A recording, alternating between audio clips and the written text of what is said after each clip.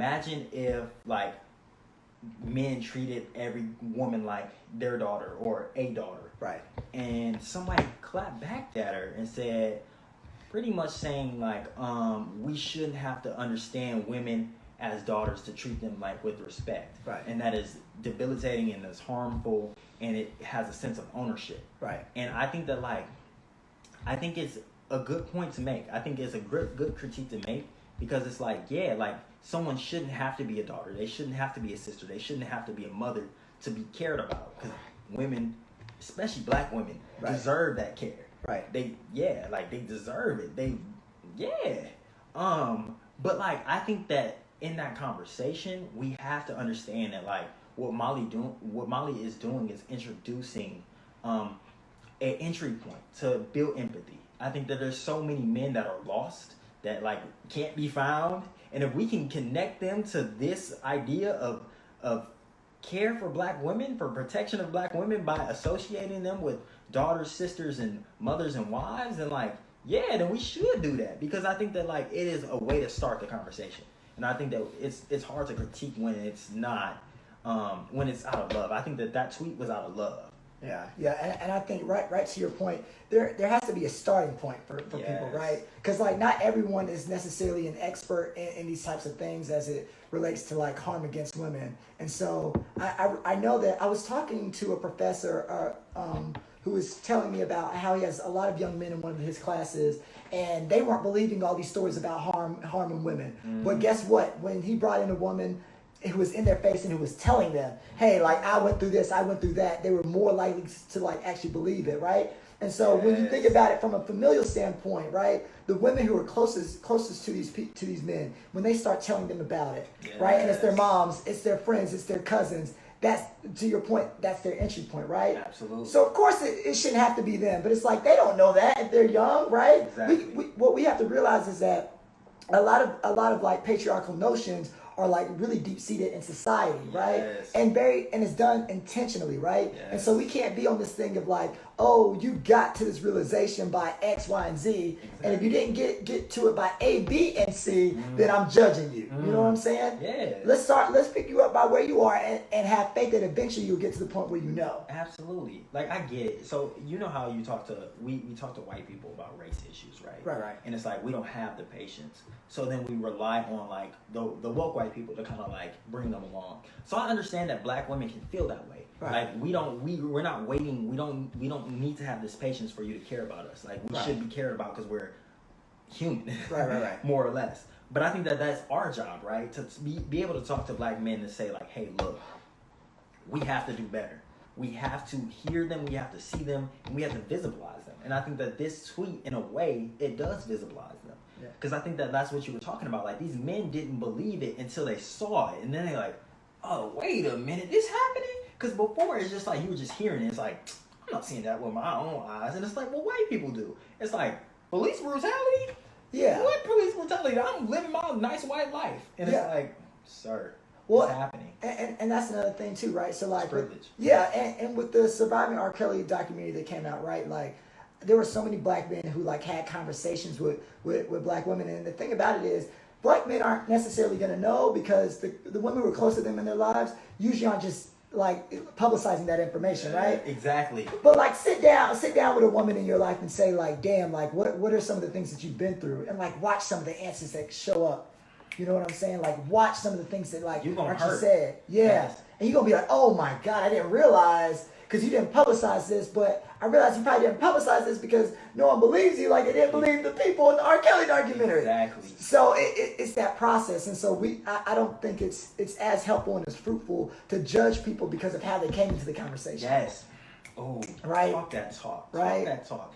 And this is for black men, and just men in general, like to be that safe place, to be able to hear these stories, like that is to know that you're a trusted individual. Right. That's to know that you have a privilege. They privilege you to this space of this information. Because you don't know, that doesn't mean that it's not happening. It's because it is so raw of a moment. It's so vulnerable. It's so like ugly that like not everyone deserves to hear this.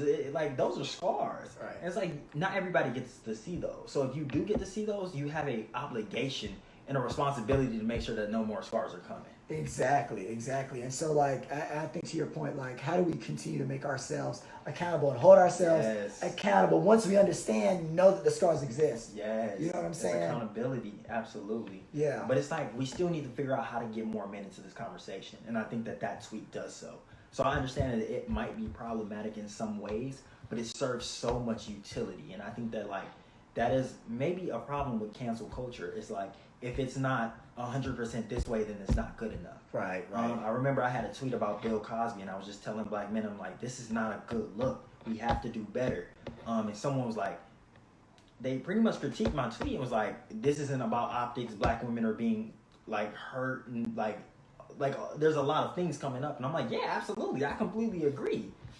Like this was a surface level tweet for sure. But I was just saying for sure that like, we have to do better as a unit. Like this is not a good look. And like, that is a way to start the conversation. And like for black men, like, and for men in general, like to have these in-depth conversations, if you're not in these like intellectual spaces, like you have to start at square one. And it's like, what does that sound like? And it sounds like these tweets. It sounds, you have to allow people to be comfortable to engage with you. Right. It's like, I don't know, talking to white people about race, I keep going back to this, but it's like, I understand that men are the white people of gender. Yeah. And I think that's super important to realize. Yeah, and I'm glad that you said that because there have been articles about that, and like so a lot of our brothers, you know, we've gotten, you know, a little bit defensive about that, but like it's great to acknowledge that, and like we have to come, especially as two black men, and say like, hey, like it's like we're gonna bring you in, we're gonna take you where you are, we're gonna love on you, but we're also gonna hold you accountable, right? And like if you start off with,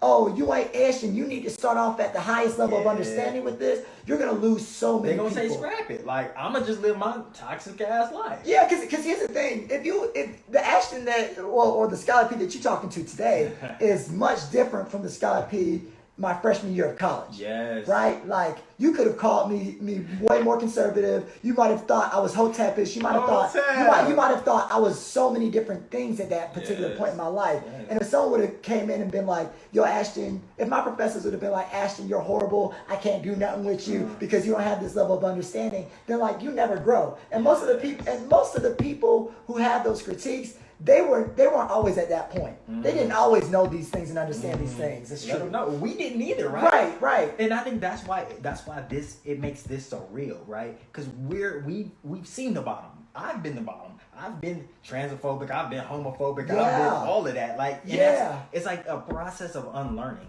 So Kiara asked, like, how long do we think it will take for black men to push past the surface level? And I don't have a real answer for you. And, like, that's me being honest. Yeah. I would say that, like, never. Like, and I think that not saying that, like, black men can't push past that. I think that, like, there will always be someone that needs to be unlearning something. And that it's an ongoing process. Like, liberation is an ongoing process. So to think that we'll never have to start at square one for somebody, not as a unit, but for some people, we always will have to start from square one. Well, and you made a great point because here's the thing. I can understand black women sort of asking that and being like, all right, well, y'all need to get something together at some point. But here's the thing. That's why everyone has their roles. Ooh. Everyone has their roles, right? And so at some point there should be brothers who say, all right, black women, I know y'all are tired and even more tired of explaining this to black men. Yes. I got this one because I can handle it with my privilege, right? Absolutely. So like I can take the people who are at square one and talk to them so y'all don't have to. That's what that looks like. Yes. Because there are brothers who have a higher level of understanding and y'all can rock with them and y'all can roll with them. But there are always going to be brothers because patriarchy is very intentional and intentionally destructive. And so there will always be people who do not know and who are at square one. Absolutely. And so us as brothers, we're going to say, hey, look, black women, we got y'all. Yeah. We're going to go talk to those people because it might not be as traumatic or as triggering because of our privilege. Yeah, that's our role. And we can show them, we can mentor them. Right. Let us take the square one. Yeah. So it's not about it necessarily stopping for everyone as a whole. It's about us saying, all right, who are the people at square one and whose responsibility is it to educate those people at square one? Right? Yes. And so, and I think that's a great question, right? And it's knowing that we're a team too, right? When you're a team, it's just like you said, it's like know your role, and that's how the team functions, right? So we say we're Golden State and we a basketball team. Like, women, go get them buckets. Like, go shoot them threes. We gonna play the D. Like, I'm gonna get the rebounds. Like, we gonna do the dirty work. We gonna be in the trenches, and y'all go score. Cause like, you are on the liberation project, and like if we can understand like liberation and like fighting for revolution and stuff like that, black women have always been the vanguard. Right. They've always been on the forefronts rocking with it. So it's like, yeah, go get the buckets because you can lead us, and we can do this dirty work. Right. We can help pull up. We can do the stats. We can die for rebounds, die for the loose balls, and get the fouls and shit. Like it's a team effort. I think that like I might have got lost in that sports analogy. Y'all love sports, it's great. Like, it's great. There's different aspects to the game that makes a team a championship team, and it's like you haven't like fulfilled all of those roles, then like you probably won't win. So it's like we have to figure out different roles, and I think that we just figured out ours. Right, exactly. And so and Kira said, yeah, y'all got me in the second. Yeah, but that's what it's like, and I think that like people, black men in particular, we have to start looking at it like that, right? Yeah. So like I know some black women are already on a level. They already understand their own experiences. They understand the things that a lot of black brothers are coming in. They don't understand anything. Yeah. And so it's like, no, we don't want y'all to do that work. We got that. Y'all let us handle that. Y'all, like T-Shaw said, y'all go and score. Y'all be Steph Curry with the shot boy. You know what I'm saying? Like, go ahead. But I guess this is where the problem occurs is that like you get a free agent, you get somebody on the team, and they think they for black liberation. They think they for this, but they think they're Steph Curry. Like, no, sir. You're coming off the bench. Right. You're gonna come in and you might get some buckets. Yeah, you're gonna come off the bench. You might be our sixth man. You're a role player though, right? And I think that some black men think that they're because they've seen MLK and they've seen Malcolm X and they've seen all these black men. The black man should be the leader of the family. Black men should be this. So if black men not in the lead, they not the most visible, then it's not for us. And it's like that's what kills the team.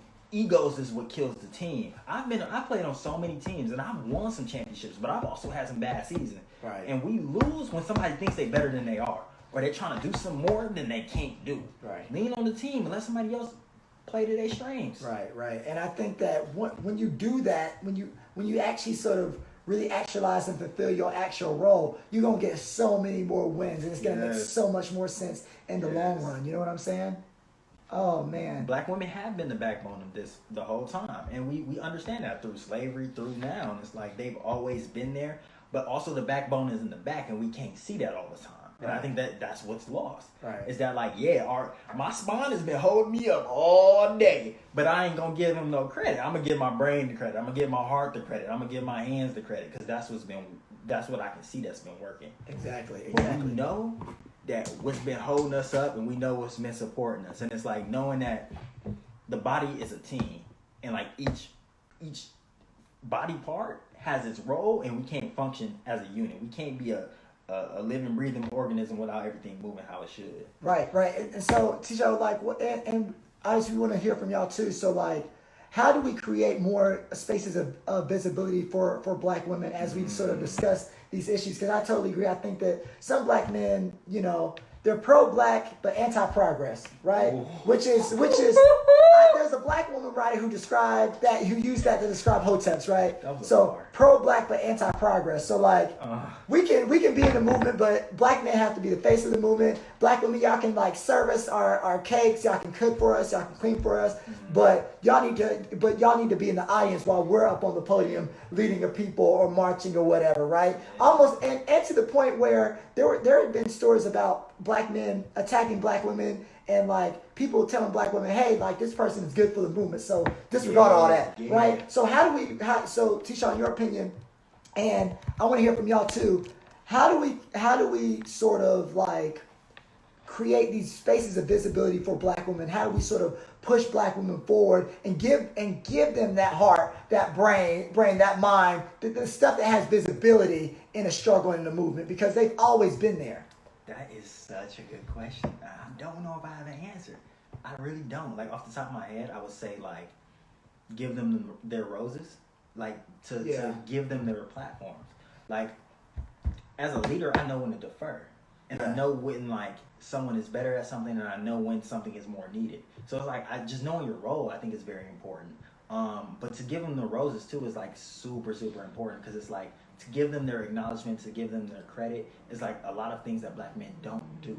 I think that like black women struggle so much for it, and it's like underappreciated. It's almost taken for granted. So it's like not only like making sure you acknowledge that stuff, like words of affirmation and all of that, but allowing space, right? I think that like it's even coming out of my mouth that sounds bad, allowing space. But like knowing what privilege is, you have to know that you own space automatically. I think that's super important to like realize. Like privilege means you're owning, you get to take ownership of some shit that you probably haven't earned. So like I was the president of BGSA, right? Right. Most of my staff, like you were the other black men, but like the other, like the rest of our staff was what? Black women, right? And they pushed that motherfucking boat, like ASU ran by black women through and through. There was Isaiah, there was Chu, but like for the most part, like ran by black women. It's like knowing when to give credit and knowing like how to share that platform, like. Cause like maybe a black man is the forefront, but he's only one role of a whole team, and I think it gets back to the team. It's like maybe just showing that it's always a team thing. Yeah, no, for sure. And something that I also think about too is this idea of like defending, right? So and actually so be Bosa, right? So yes. Bosa ran by black women, yes, and so. Maya, we appreciate that comment. So this idea of also knowing when to step all the way out of the way, absolutely, and let black women just run, right? Like sometimes, and like let's be like very very transparent. Sometimes black women don't need your advice, they don't need your counsel. Yeah. Sometimes like they know what they're doing, and they just need you to sort of support, right? And then on top of that, when people come for them, also I think there's this thing about defending, right? Yes. So like the stuff with. Ahmaud Arbery, right? Yes. Black women are like out there, everyone's running and stuff like that. But there's another young lady, and I was just gonna say that. I think that's very important for us to acknowledge. And like, if you can in this moment, can you look her name up? Because I think that we have to say her name. I think that's super important. Because I thought about that earlier this week. I felt so bad that we talked about Ahmaud Arbery and we talked about Sean Reed last week in depth. But then there's another young woman that was killed in Louisville, Kentucky. Yeah. In her home, like living her just being black and living her life. Just living while black. And like they come up in her house and killed her. And it's like it is important that we say her name because it's like so many black women like aren't mentioned when stuff comes up. And I was thinking about this earlier this week and I felt bad because I'm like we fell into that trope. So I think that like in this space that we should acknowledge who she was. Yeah, and her name is Breonna Taylor. Breonna Taylor, that's exactly Yeah. So please make sure you say her name right. And it all it takes is reciprocity. Because I think that sometimes we as black men we act like black women want more than the world. We act like black women want the universe. And it's just like no, we just want some reciprocity. Like we said Ahmaud, like say Breonna's name too. Because black women will say like I'm gonna run the 2.23 miles. You know what I'm saying? But like just share a post for Breonna, right? Just say her name in that sense too, right? And so I think that we have to start acknowledging that piece as well. Thank you. You know? Oh man, that was such it's extremely necessary. I think that's the biggest point to point out is that they're not asking for more. They're asking to be heard, to be seen. Yeah. And it's like, we have a problem. It's like, no, shut up, getting them back. And it's like, I think that's why I think that men are the white people of gender. And it's not saying that black men are, just men in general. Because it's like, we then try to relegate people to their caste. And it's like, no. As the top tier, I guess, that we've been placed in, it's like, no, we have the duty to break that shit down. Right, exactly. And so just thinking about that too. Oh, and let's go into this. So the intersectionality of black women also complicates the movement. It's not as clear as the word is patriarchy or racism. Right, yeah. And so like going off that, there have been movements of black women like the Combahee River Collective. Yes.